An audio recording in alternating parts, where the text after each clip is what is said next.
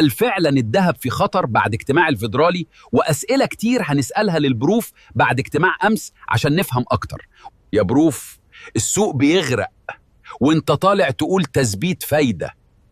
الناس بتعاني جدا. ثبتنا الفايدة عشان نحمي الاستقرار. قراراتنا مش بمشاعر.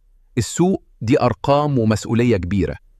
أرقام إيه؟ التضخم نط ل 3.3%. انتوا فقدتوا السيطرة. وإيه سبب ارتفاع التضخم بالشكل ده؟ أسعار الطاقة والتوترات في الشرق الأوسط هي السبب.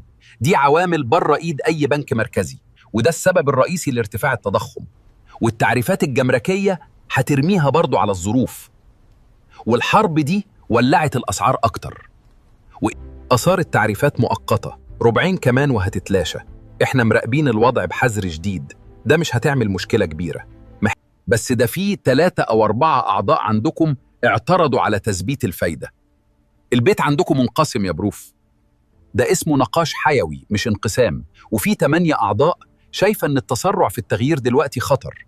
لازم نستنى البيانات. يعني بالوضع ده التضخم مرتفع والفايدة اتثبتت والرؤية مش واضحة.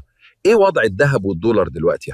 بالوضع الحالي بيخلي ان الاحتمال الاكبر مفيش تخفيض فايده خلال سنه 2026، وده هيعمل ضغط اكتر على اسعار الذهب تحت $4,600 خلال الشهر القادم.